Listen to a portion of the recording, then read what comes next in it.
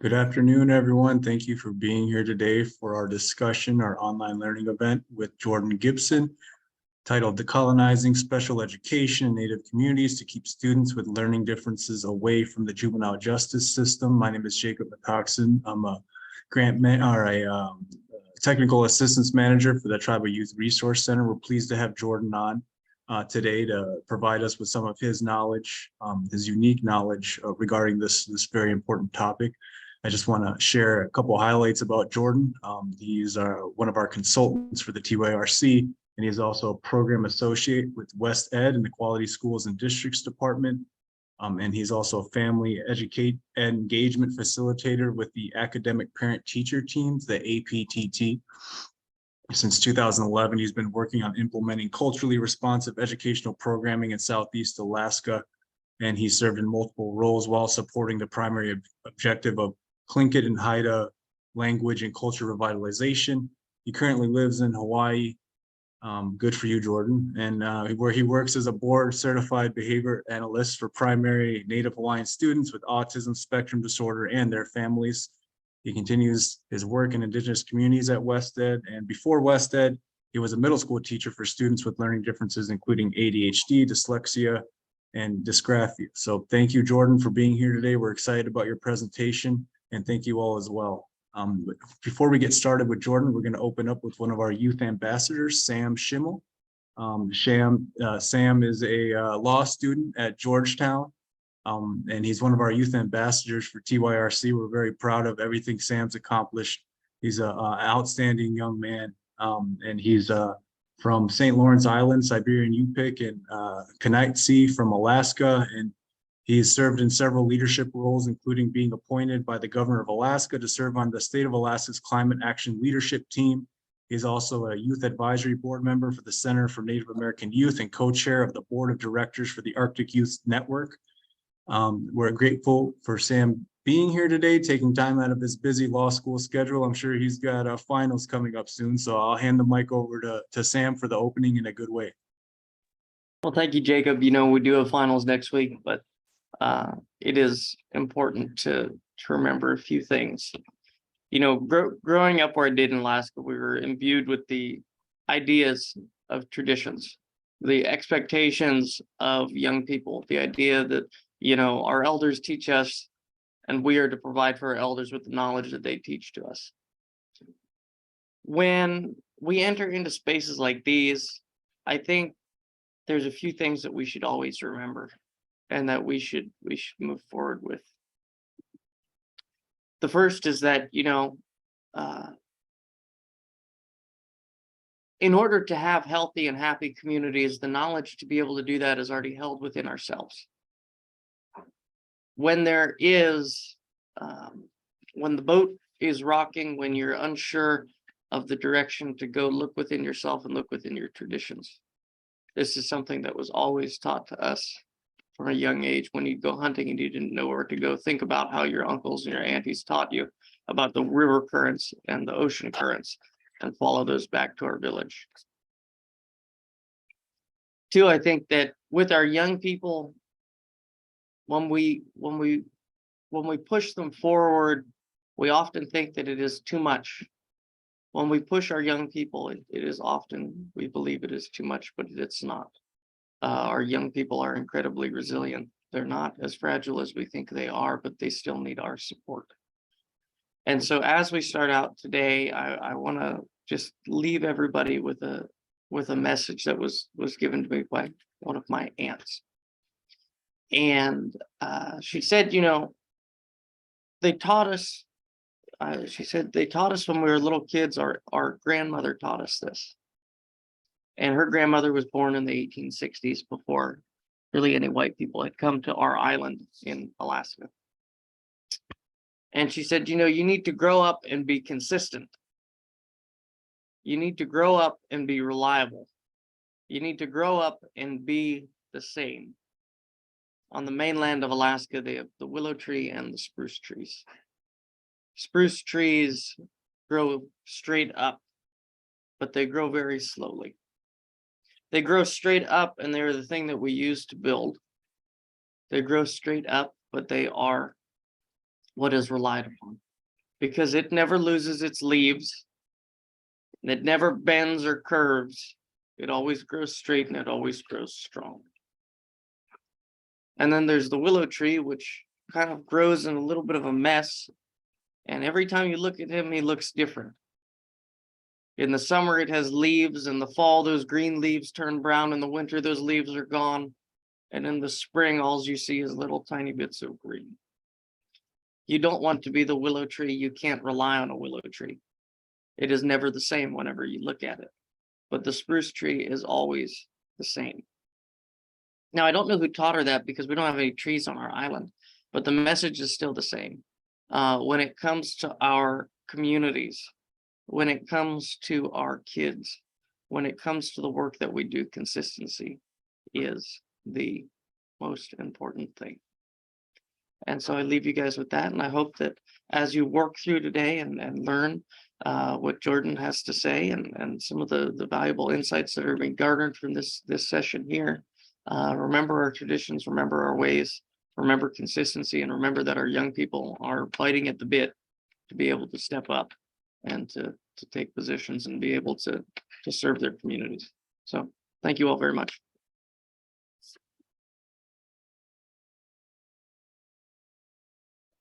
Wow, I'm honored that we started this way. We literally started in a good way. Thank you so much, Samuel. Thank you so much, Jacob, for starting us off on that foot. Kikjihan yuhatu asa, yech na hatsiti, teatan na hatsiti, tuchka kalambi yadi. Hi, my name is Jordan Gibson. My Tlingit name is Standing Frog. I am a raven frog from the Teton clan in Southeast Alaska, and my ancestors are Lumbee and African American. And I'm excited to speak with you guys today. This is something that, you know, I'm passionate about. I was telling Jacob before the meeting that he was like, how did you get into this? And honestly, I feel like I've been running from this, but these kids and these families, I keep crossing paths with them. So I think that's that speaks to, I guess, one of the reasons why I'm here, and it's one of the reasons I want to share some of the insights that I've learned on this path. I want to start today with the story of the Honu. My Hawaiian auntie here, she's like auntie, she's also a mentor, she's also someone I go to for absolutely everything. She's a principal at this school for kids with dyslexia and dysgraphia.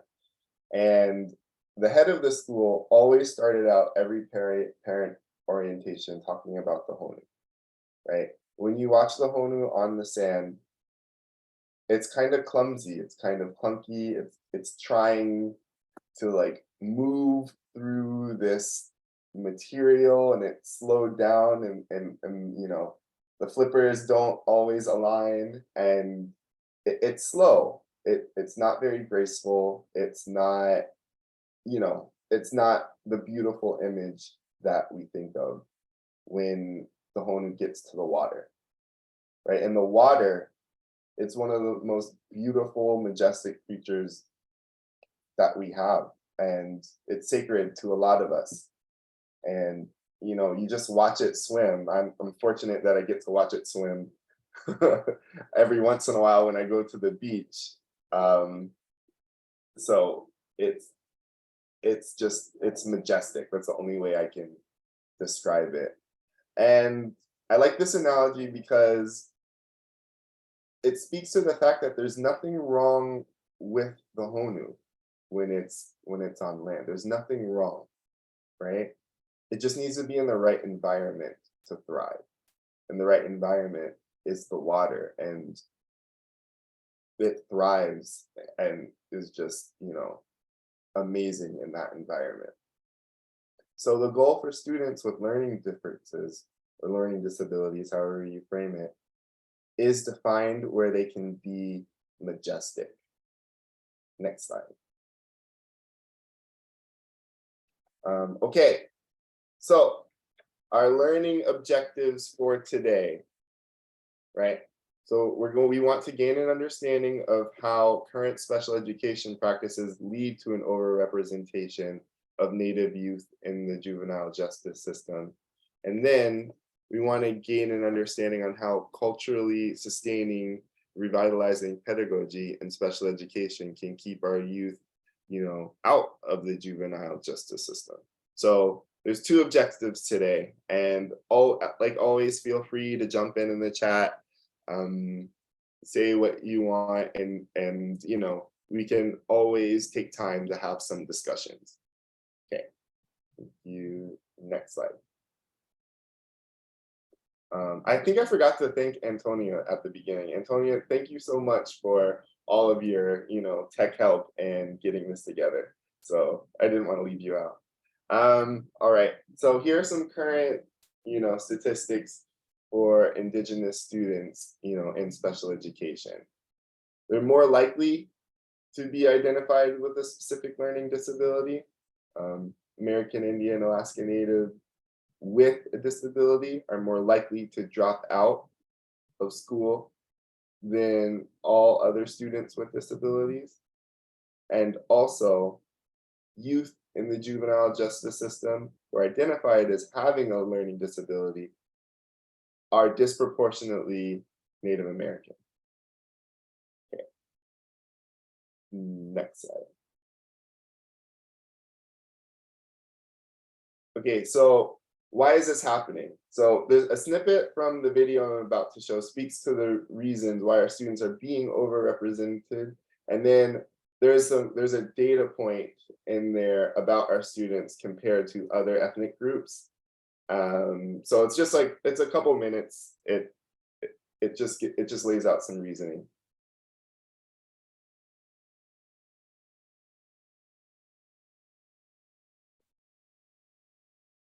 Can you start at, can you start at 149, please?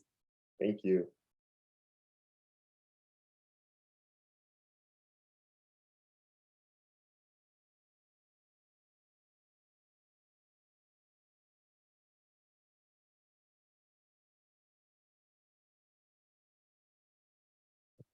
Oh, I don't know if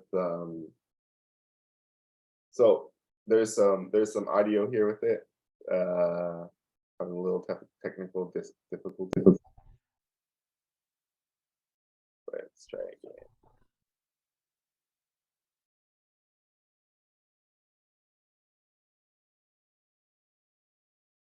Problem has plagued our country for the last 30 years. There are many reasons that this has been occurring, such as test bias, poverty, special education processes, unequal instruction in the classroom, behavior management issues, and cultural mismatch, cultural reproduction. Special education referral, assessment, and placement processes are the main concern for this problem. American Indians are one of the top groups to be overrepresented in special education. And so she's going to talk about this study, and I just want you guys to see graphically what we're talking about. Under the IDEA, Individuals with Disabilities Act, states and school districts must have in place policies and procedures that will prevent the over-identification of minority students. The states and school districts must also examine data to determine if any minority race has been overrepresented. In a study conducted by Zhang, Katsianis, Ju, and Roberts on the trends of minority representation in special education, found that American Indians, Alaskan Indians, and African Americans are the top two most represented groups. At the conclusion of this study, Zhang, Katsianis, Ju, and Robert saw a decline in the representation of minorities, although American Indians and Alaskan Indians stayed relatively the same. It was also noted that the patterns of representation are similar to the same as 10 years ago. There are many reasons why a minority group may be over-identified for special education. Some of the factors that cause over-representation are not under the control of the school district. The school district is not able to control a student's socioeconomic status, cultural beliefs and practices, and the student's home life. but the school district does have control over the processes used to. Thank you. Yeah, I just wanted you guys to see the graph and visually see what's happening with our students. Thank you, Antonia. So I would like to, draw attention from that snippet to the last bullet point of cultural mismatch / cultural reproduction. That was the last of the reasons that the woman laid out in the video. It is my opinion that our indigenous knowledge systems and indigenous way of being hold the key to straightening out some of the issues in special education that our students are facing. Our kids are being inadequately served in the current system, and the lack of appropriate services are leading to dropouts. And what do we know about students that drop out, right? Students that drop out, they're at higher risk, especially in our communities, of entering the juvenile justice system.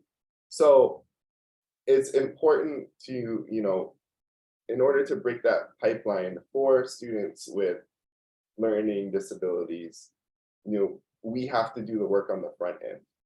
And that also the evidence is clear, as if you see Native American students, young people in the justice system, they have disproportionately high amounts of learning differences or learning disabilities. So there's that through line here that I want you guys to see the connection. So what do we do? Unfortunately, this is not a question that academia has really focused on. So this research and these practices are pretty new, and we found some promising things, but we're still working at it. And we're coming from two different worlds, the Western world and then indigenous knowledge system, and it's not a great fit. And we need to know when we pull from each, to help serve our students. So there's this, the link is at the bottom of this slide, and I'm wondering if, Antonia, could you put this link in the chat? But it's a digest put out from the University of Oklahoma, and it's issues in the education of American Indian and Alaska Native students with disabilities. I abbreviated it for the slides, but there are 4 strategies that are worth trying that have shown some promise. The first one is preparation and recruitment of special educators and related service providers. The second one is the rights and responsibilities of parents, helping them to become advocates. And the next one is, the development and use of culturally and linguistically appropriate assessments. How are we assessing these students? Overrepresentation, it's from both sides. What exactly are we saying? And are we saying that this student has a learning disability because they are not functioning within, a Western school system? Is that really a fair measure of how this student learns when they come in bringing, from their home and their community? And then the last one is education in the least restrictive environment, right? That is in our federal statutes, that's in IDEA, but that doesn't always happen in our communities with our students. Lack of resources and lack of training and know-how are a big reason why. So the digest goes a little bit more in depth, and it's a pretty good resource if you want to know more about what are some of the things going on to counteract what is happening for our students in special education. Okay, next slide. Okay, so the goal for our students is a system that understands that our Indigenous worldview should be acknowledged and utilized in special education. Well, all education, but for now, for special education. And in this video, it's from Inclusion British Columbia, that speaks about Indigenous worldview and disabilities in our school. I tried to say indigeneity, but I always, that one's hard for me. It's a lot. So yeah, we'll play this video. Thanks, Antonia.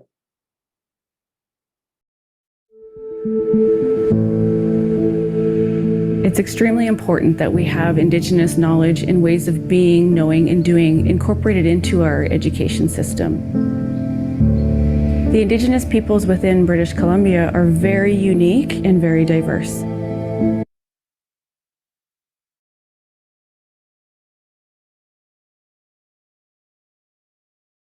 Yes, that is true.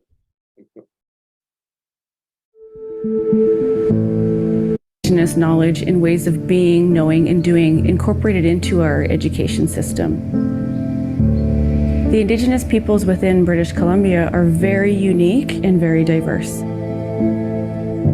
And especially when it comes to their belief systems around Indigenous people with disabilities, there's many similarities, but there is very clear and distinct differences as well.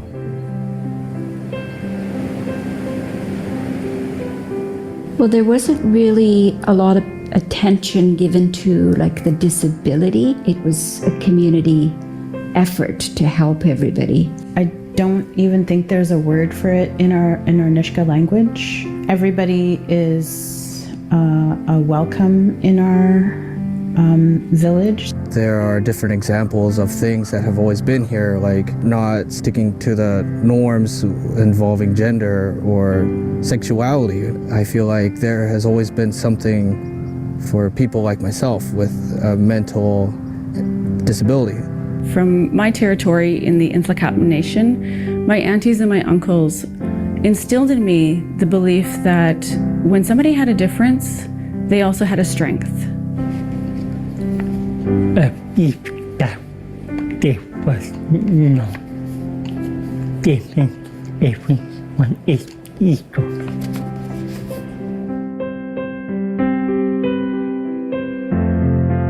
We come from a place of trauma. We have intergenerational trauma, so we don't trust easily. I'm sitting here today proudly wearing a piece of my regalia because over 50 years ago, they took our regalia away. And bringing back cultural dancing and being able to know where you come from and your crest is really important. Culture wasn't always, I guess, the priority for the district, but teachers and the workers that were with me found some ways to incorporate some teachings into how I was being taught. Within my family, we are hand drummers, and the inclusion of song and dance is extremely important for our healing and for our well-being, overall well-being, not only for people living with disabilities, but just as individuals. I guess when it comes to when I dance during powwows, it regulates like pressure in my body and helps ground me. It just feels really nice and relaxing, and afterwards I can just feel like myself. I've been asked a lot of the time why I stayed in such a rural area as opposed to staying in the city. I loved the fact that culture was in everything, that we need physical people in our communities. Whoever is working with said student or person needs to have an understanding of both the disability itself and then the cultural needs. What I recommend for every school district is to connect with their Indigenous community that's in their backyard. Meet with the elders, create a council, whatever it might be, but have some open discussion and dialogue. What are the key beliefs that they want to incorporate into their school system that are going to support the Indigenous children in that territory? Giving that person, like physical support, emotional support, spiritual support. We need to know where we have come from to know where we're going. It is important because I'm an Danish person and want to know my culture.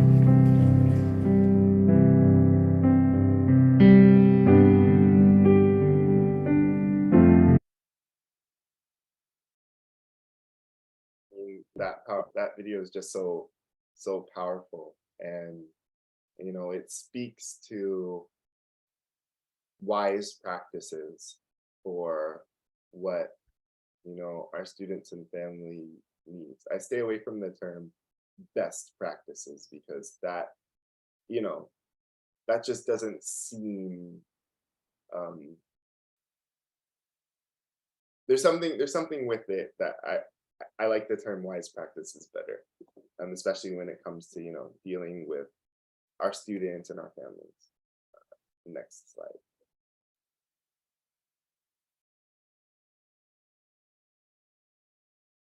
Okay, so at the end of the video, what was basically being alluded to was culturally sustaining and revitalizing pedagogy.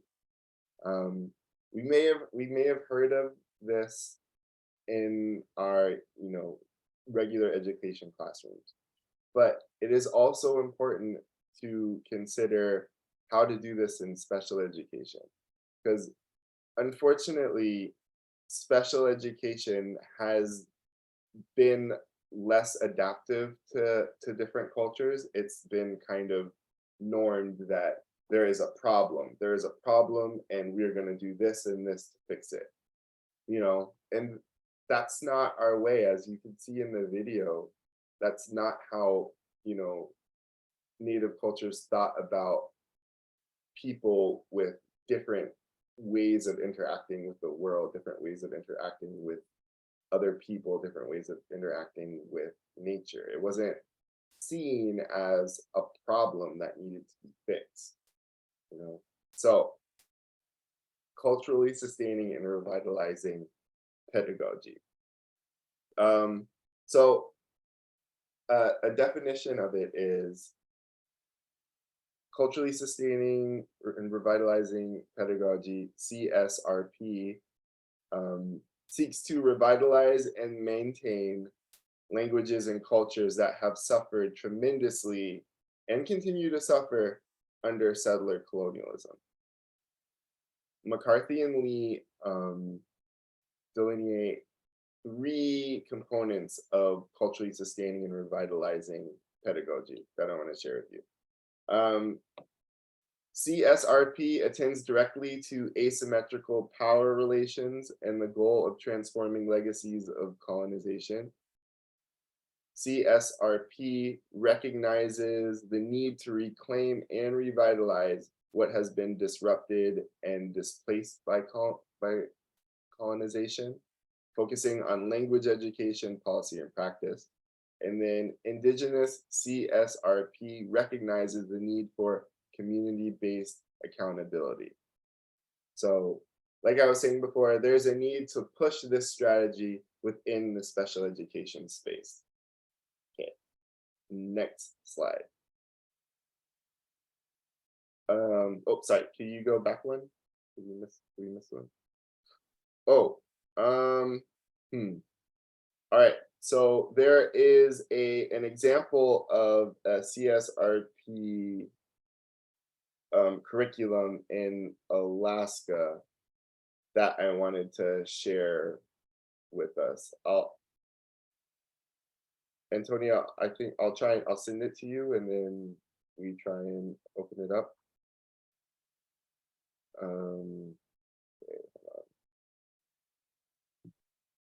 Hi, Jordan. If you would like to share it, you can go ahead and share it. If I can stop sharing my screen and then you can share your screen if you'd Oh, like. that's okay. It's at the bottom, this CISA org resources educational, the transition skills.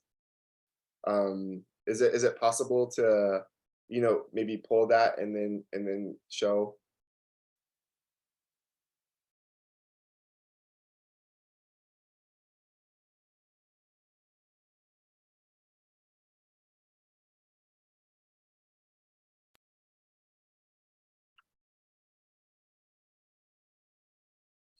Sorry.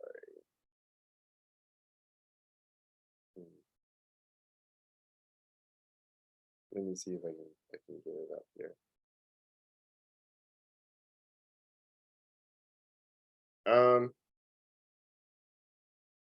Sorry about this. 1 second.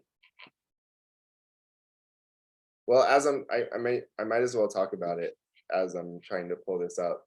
So basically, it's a part of transition skills, and transition skills are something that has to be in an individual education performance plan.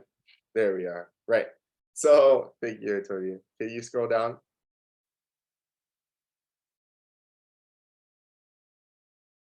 Right. So transition skills are something that we talk about in special education that, we want our students to be able to function after they go through high school, no matter how long it takes them to, get through high school, because some kids in special education take a little bit longer, but we have to be very deliberate on how they're going to transition into either a vocation or school or whatever is appropriate and what they want to do. So this transition skills plan incorporates indigenous knowledge systems and indigenous ways of being, right? Like, as you can see, this first one here is set net fishing skills and cold water safety drills. And that's for the Dillingham region and Yupik values. So this isn't in Western transition skills, right? But it's an important part of living and being in a Yupik community in Dillingham, right? So instead of thinking of transition as just hey,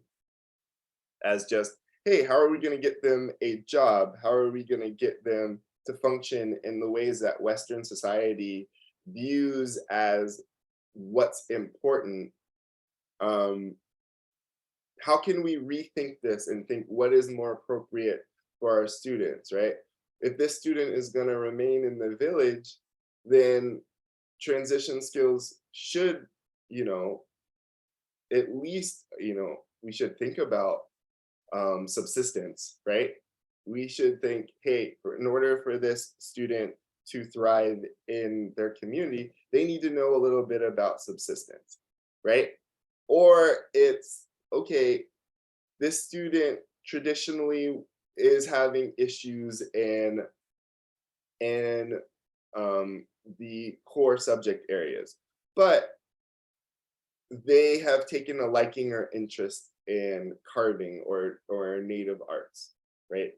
So what can we do in this transition skills to, maybe get them with an apprentice, get them to work on how they could set up their carving, if it becomes a business, great. If it becomes something that they do for the community, that's great too. Like, it doesn't always have to be some sort of monetary or Western way of thinking of what success is. So I wanted to point to this and as something that is a promising start of what we can do with our students who are in special education. I want to talk about a student in Hawaii. He was a little bit of a troublemaker. He had learning disabilities. He ended up, he was selling some things he shouldn't be selling to other students. And he wasn't really, enthusiastic about school, because traditional schooling wasn't great for him. It was like a really hard experience. It was always about what's wrong with you. Why can't you do this? Why can't you, what additional supports do you need to be able to be successful in this very narrow way, right? So he did not like to come to school. And a lot of our students, I know students from a community who's a great hunter, doesn't like school, right? But it's like we put these values on what Western society and Western education thinks that we should be focusing on. So anyway, this student, he really became passionate about traditional Polynesian tattooing. And within the school allowed him to take a mentorship with a traditional tattoo artist, where he could learn how to hand poke and, be a part of that amazing tradition here in Hawaii. So what happened is this student remained in school, right? We're no longer cutting class. It was like, okay, if I want to go and be a part and learn more about traditional tattooing, I have to remain at school. And so that's an example of how we can, utilize and strengthen, lean on even our traditional ways to have kids be successful in this schooling environment. So I really wanted to draw attention to, thinking about transition skills and transitioning into the next part of life after school. So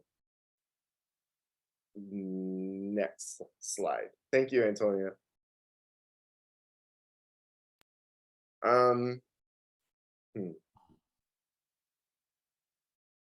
So right now, I want us we're gonna be divided into some breakout rooms, and just like the story of, my student who ended up finishing school because, it was a way for him to do traditional tattooing. I want us to, have some conversations and talk about this. So in your breakout rooms, share an example of a student who was put in the right environment and thrived. And then share an example of a student who needs help getting to the right environment. And I just think that we should, ground this around student stories, and then think about it that way, instead of, policy is like trickles down. We should think about students and go upwards. So I think we'll have about 10 minutes to discuss, and then we'll come back into the big group for further reflection.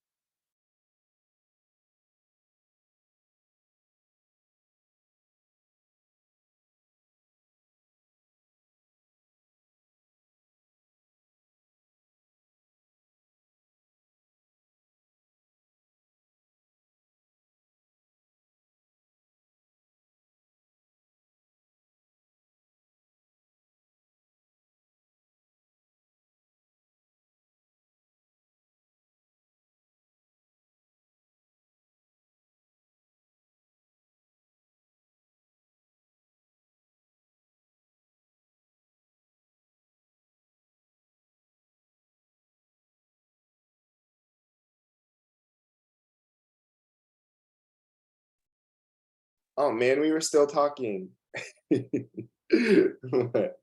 uh, We were. Next time, Jordan. next time. Well, catch up. We'll have to go back to a private chat, maybe. Yeah. We'll talk about it, Teresa. Not to exclude everyone else, but we were just, you know, getting into it in our room in a good way. But right now, I would like to, you know, bring it back before we close it out. We have some time to have some, you know, open discussions, any questions, anything that comes to mind. And we can, you know, go from there. If there's anything from your share outs that you would like to highlight.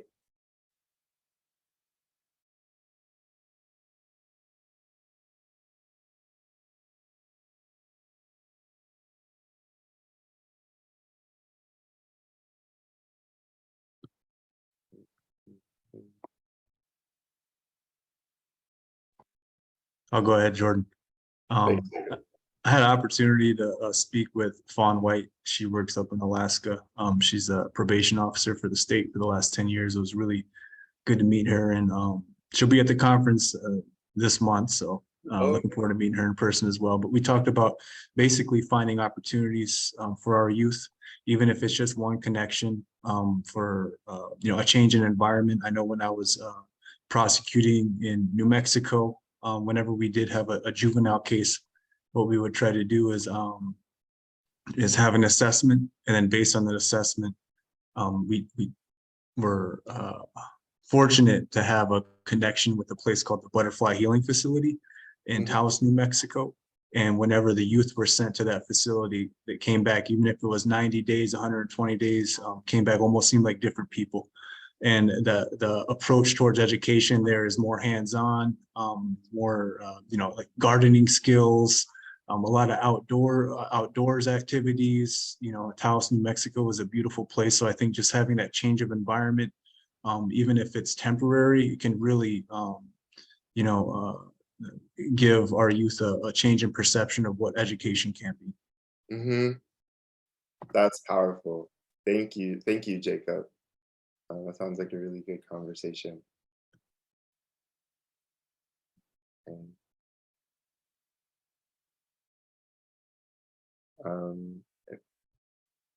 Is there anyone else that would like to share from their group? No pressure, especially if you're having good conversations within the group. But I am here for any questions, any follow-up, anything you need from me. I am around. I will get back to you if there's something that I can help with. Jordan, I'm not sure if Sydney's able to make it to our session here today, but if you'd like, I can share some words. Yeah, that would be great. Yeah, I was wondering maybe there's some technical things going on, but yes. Yeah, Jacob. Oh, sorry, Jacob. That would be wonderful. Just want to say again, thank you so much, Jordan. And we did just hear from Sydney. She'd been planning on hopping on just a little bit later.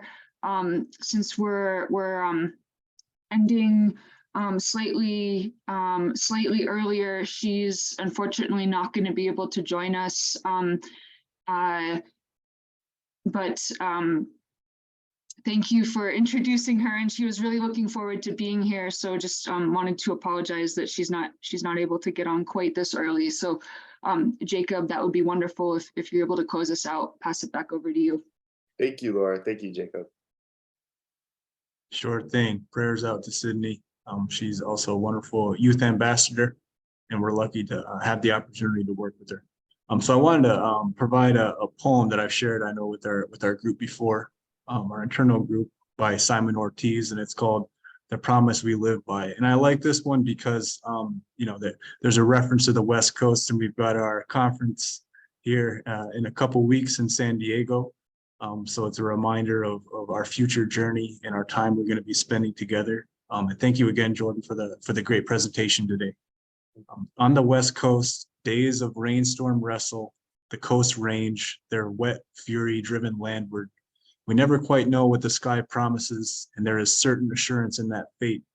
It is for that we wait. We've already weathered more than promises. They've passed us by. So I'm not sure this morning when I step outside and suddenly it's not winter anymore, but some warm mask that molds the contours of my face with unbidden warmth. It's almost unnatural, but I hope not. Having already found reliable the promise of loss, my expectation is unfulfilled. Somewhere within the universe of the prairie hills is a climate that is yet unnoticed, and from it is welling a warm rupture of another sure season. Believe it is not unusual. I urge myself, whose myths are always changing in the light. So it's this we arrive into daily, always another season, warm or frigid, and it's we who wage weather within our furious spirits. Tomorrow's dawn is a promise that we'll fulfill. Never mind if the sky does not quite agree.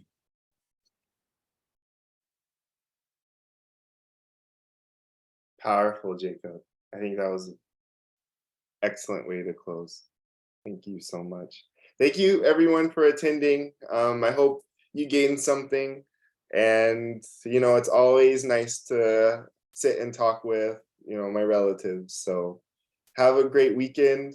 And I hope to see you all at the conference. And because I know that'll be a great time to see us all together. Okay. Take care.